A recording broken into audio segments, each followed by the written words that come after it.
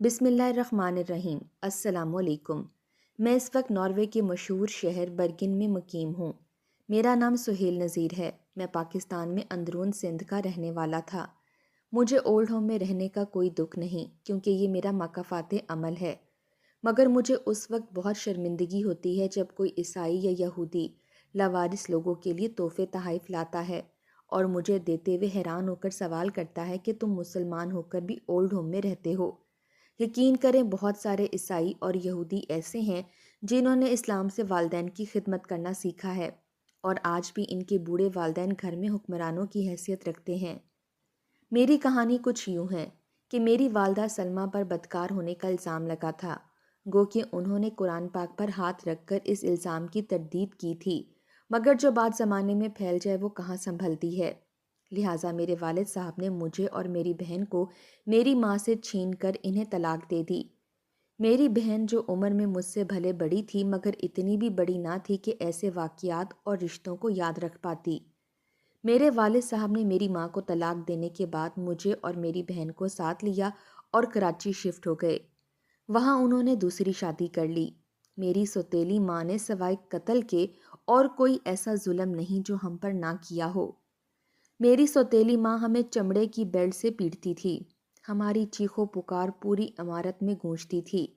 لوگوں کو ہم پر ترس آتا تھا، مگر جب بھی کوئی آدمی فرشتہ رحمت بن کر ہمیں بچانے آتا تو میری ماں اس پر بھی مغلیات بکنا شروع ہو جاتی اور بچوں کے ساتھ بیہودہ حرکات کرنے جیسے الزامات لگانا شروع کر دیتی تھیں۔ اس وجہ سے اب لوگ ہمیں سوتیلی ماں کے ظلم سے بچانے بھی نہ آتے تھے۔ لوگ کہتے ہیں نا کہ بڑی بہن بھی ماں بچا ہوتی ہے۔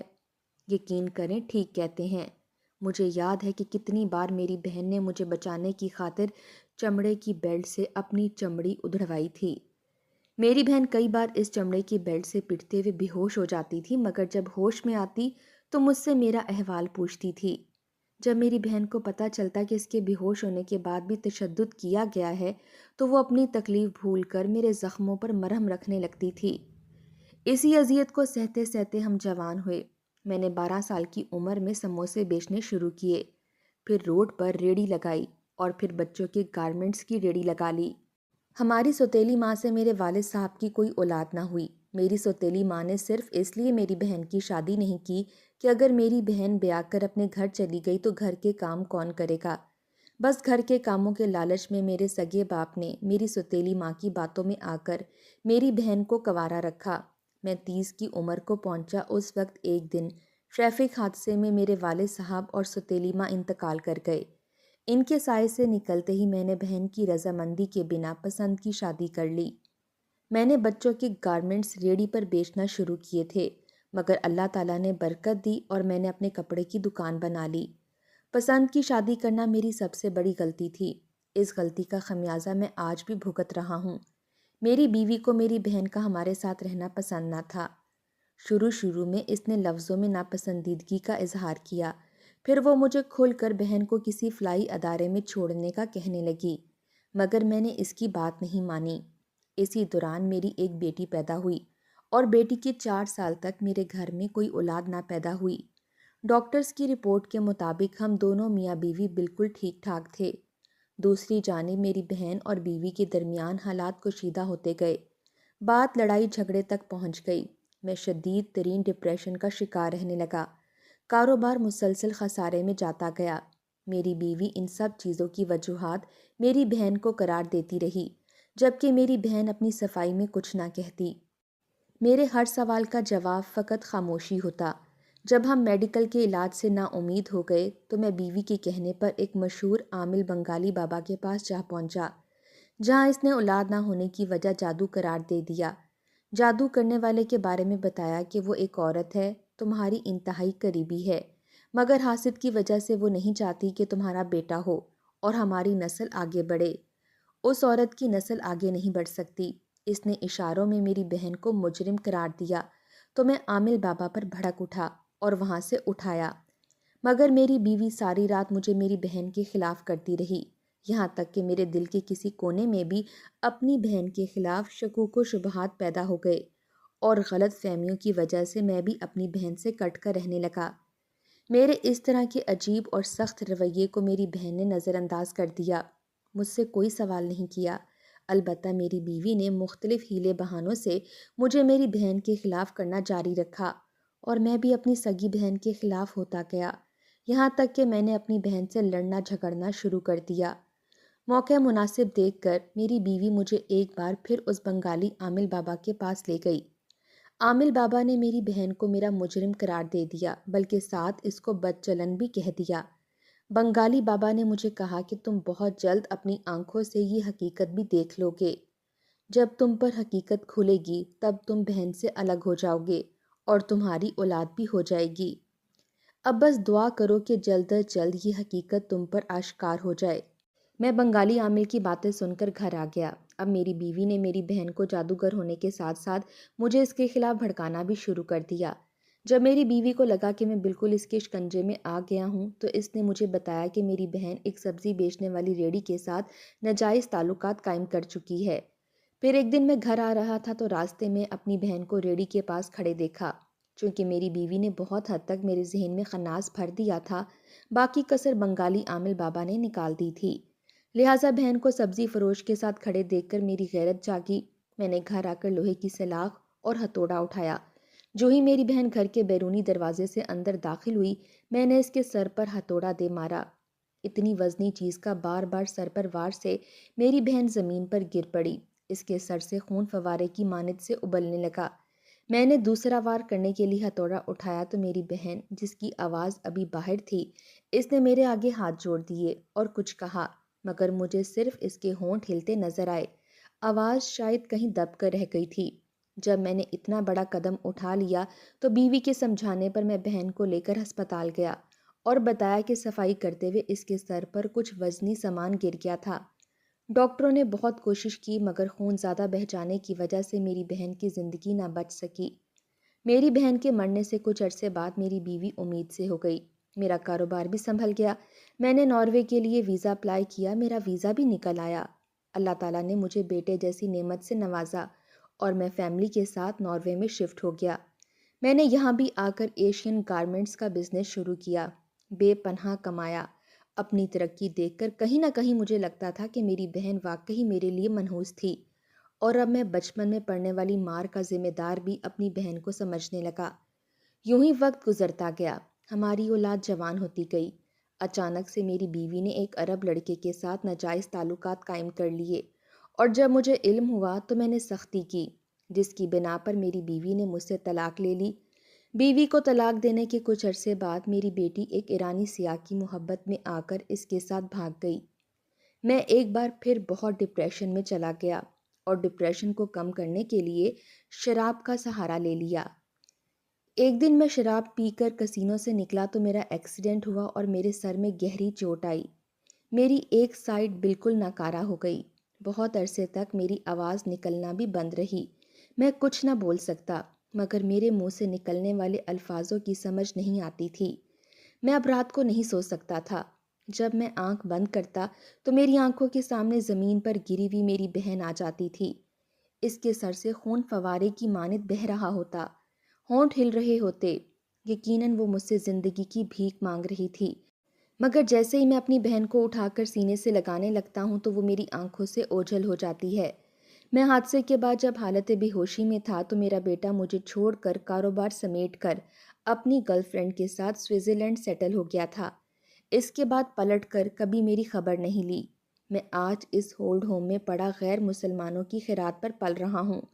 میں نے قرآن پاک نہیں پڑھا ہوا، مگر میری بہن نے مجھے کلمہ، نماز اور کچھ اذکار، آیت الکرسی اور کچھ مسنون دعائیں یاد کروائی تھیں۔ اپنے گناہوں کی معافی اور اپنی بہن کے لیے اللہ تعالیٰ سے بخشش طلب کرتا رہتا ہوں۔ میرے سر میں جس جگہ چوٹ لگی ہے وہاں آج بھی مجھے تکلیف محسوس ہوتی ہے۔ میں سوچتا ہوں میری بہن جو میری خاطر اپنے جسم کو چمڑے کی بیلٹ سے چھلنی کروا لیتی تھی، اس کو کتنی درد ہوتی ہوگی۔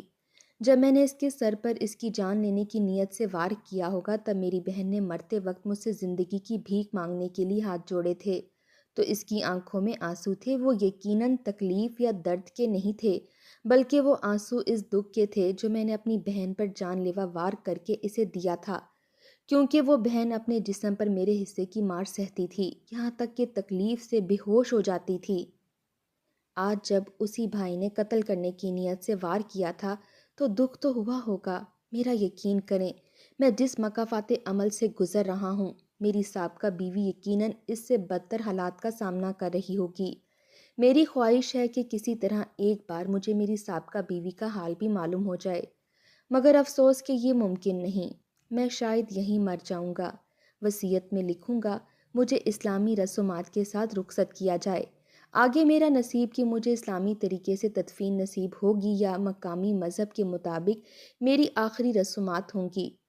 مجھے کہانی کے آخر میں بھی کسی بزرگ ہستی کا ایک قول یاد آ رہا ہے، جس پر احسان کر اس کے شر سے بچو۔ میری بہن نے مجھ پر بہت احسان کیے تھے، مگر شاید اس نے یہ قول نہیں پڑھا تھا۔ وہ میرے شر سے نہیں بچ پائی۔ وہ ایک عیسائی لڑکی تھی، دبئی کی کسی کمپنی میں بطور اکاؤنٹنٹ کام کر رہی تھی۔ جیسے ہی ڈاکٹر امارا کو اس کی طبیعت ناسازی کا پتہ چلا تو وہ فوراً اس کی طبیعت کی خبر لینے چلی آئی تھیں، جہاں انہوں نے نہ صرف اس لڑکی کا بہترین علاج کروایا بلکہ اس کے صحت یاب ہونے تک وہیں قیام کیا۔ میں نے ڈاکٹر امارا سے اس لڑکی کے ساتھ رشتے کے متعلق پوچھا تو انہوں نے انسانیت کا رشتہ بتایا۔ آپ بھی سنیں ڈاکٹر صاحبہ کی کہانی انہی کی زبانی۔ میرا نام ڈاکٹر امارا حور ہے۔ میرا تعلق پاکستان میں جنوبی پنجاب سے ہے۔ میں دبئی کے معروف ہسپتال میں اپنے فرائض سر انجام دے رہی ہوں۔ آج میں ڈیوٹی پر موجود تھی کہ مجھے پتہ چلا کہ مناہل کی طبیعت خراب ہے، تو میں نے ہسپتال سے ایمرجنسی چھٹی لی اور مناہل کی رہائش گاہ پر پہنچی۔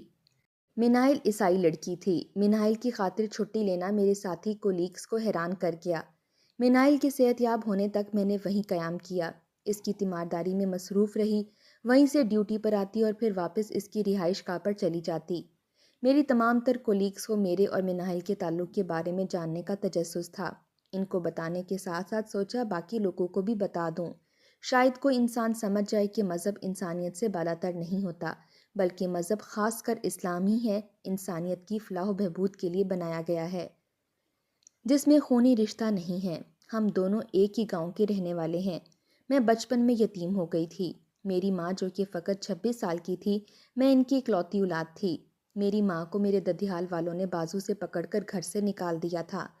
کچھ عرصے ماموں نے ہمیں گھر رکھا، مگر جب ماموں کی شادی ہو گئی تو انہوں نے بھی نگاہیں پھیر لیں اور مجھے میری ماں سمیت گھر سے باہر نکال دیا۔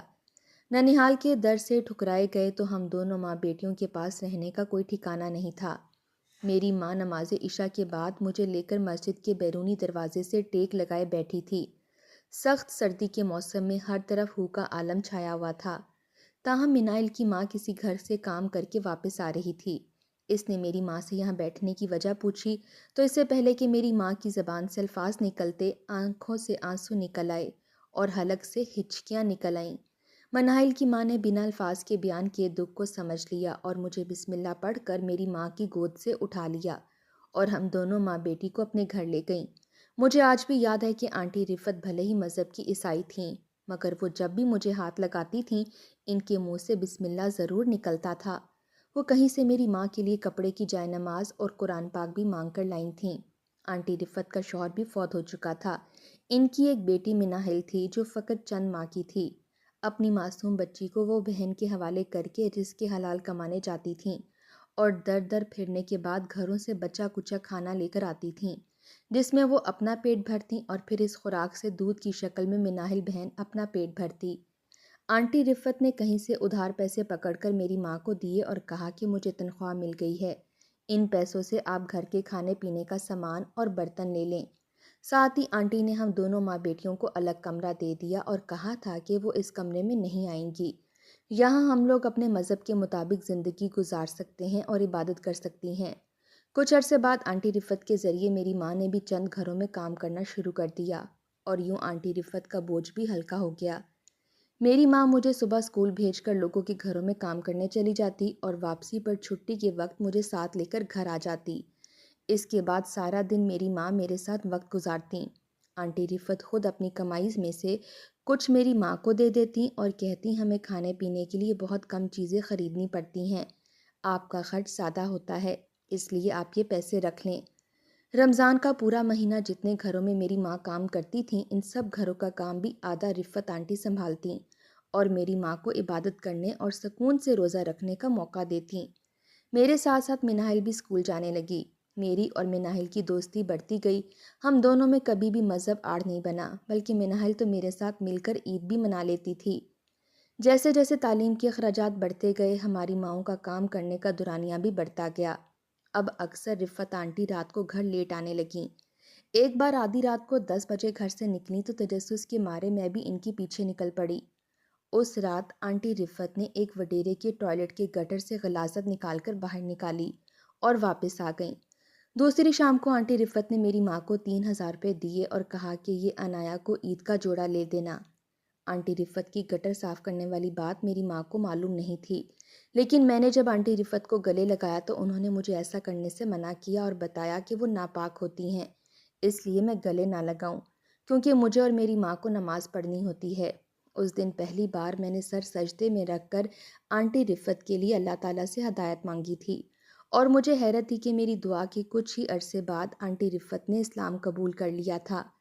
مناحل نے مذہب میں تبدیلی کے لیے کچھ وقت مانگا تھا، مگر اسی دوران آنٹی رفت ٹریفک حادثے میں چل بسیں۔ میں ان کی موت کو بھلا نہ سکی۔ مجھے میری محنت کے عوض اسکالرشپ پر کنگ ایڈورڈ میڈیکل یونیورسٹی میں داخلہ ملا، جبکہ اس سے 3 سال بعد مناحل بھی اسکالرشپ پر ہیلے کالج لاہور میں ایڈمنسٹریشن کی فیلڈ میں چلی گئی۔ ہم دونوں پڑھائی میں نمایاں رہیں، مگر افسوس کہ ڈاکٹر کی ڈگری مکمل ہونے سے پہلے ہی میری ماں چل بسی۔ میری ماں کی موت پر مناحل نے مجھے گلے لگا کر تسلی دی تھی، گویا کہ میری ماں کی موت پر ددھیال اور ننہال والے سب شامل تھے، مگر مجھے مناحل کے کندھے سے لگ کر جتنا سکون ملا تھا، اتنا کسی اور سے لگ کر نہیں۔ میری ماں کی موت کے بعد مجھے ددھیال اور ننہال دونوں رشتہ داروں نے مجھے اپنے گھر میں لے جانے کی پیشکش کا اظہار کیا، اور ساتھ ہی بتایا کہ تمہاری ماں نے بھی غیر مسلمانوں کے ساتھ رہ کر ایمان خراب کر لیا، تم ہمارے ساتھ چلو۔ میری پھپھو نے اپنے بیٹے کے لیے میرا ہاتھ بھی مانگا، مگر میں نے منع کر دیا اور بتایا کہ ان غیر مسلمانوں کے ساتھ رہ کر میری ماں کا ایمان خراب نہیں، مضبوط ہوا، اور الحمدللہ میرا ایمان بھی مضبوط ہے۔ میں ڈگری مکمل کرنے کے بعد دبئی کے ہاسپٹل کے لیے سلیکٹ ہو گئی، اور مناحل کی تعلیم مکمل ہو گئی، اسے بھی یہاں بلا لیا۔ آج ہم دونوں یہاں عزت سے رہ رہی ہیں۔ میں یہاں کے مقامی لڑکے سے شادی کر چکی ہوں، اور آج جب مجھے مناحل کی بیماری کا پتہ چلا تو مجھے میری ماں نے مرتے وقت مجھے کہا تھا کہ بیٹا، اگر تم قبر میں بھی ہوئی اور تم پر تمہارا اختیار ہوا تو مناحل کو جہاں تمہاری ضرورت ہوئی، مناحل کے پکارنے سے پہلے پہنچنا۔ میری ماں نے مجھے کہا تھا کہ جتنا ہو سکے انسانیت کو مذہب میں لانا، انسانیت میں مذہب کو مت لانا، اور ہمارا اسلام تو ہمیں درس انسانیت کا دیتا ہے۔ اس لیے آج جیسے مجھے مناحل کا پتہ چلا تو میں فوراً اس کے پاس پہنچی، اس کی تیمارداری کی، یہاں تک کہ وہ صحت یاب ہو گئی۔ آج مناحل کو میں نے قبول اسلام کی دعوت دی، جو اس نے قبول کر لی، اور اپنی ماں کی موت کے بعد پہلی بار مناحل روئی، اتنا روئی کہ اس کی ہچکیاں بند گئیں، مگر اب وہ سنبھل چکی ہے۔ اب میں مناحل کو تھوڑا تھوڑا مذہب سکھا رہی ہوں، اور اللہ سے دعا گو ہوں کہ مناحل کے قبول اسلام کو میری ماں کے لیے اور میرے لیے ذریعہ نجات بنا دے۔ آمین یا رب العالمین۔ جزاک اللہ۔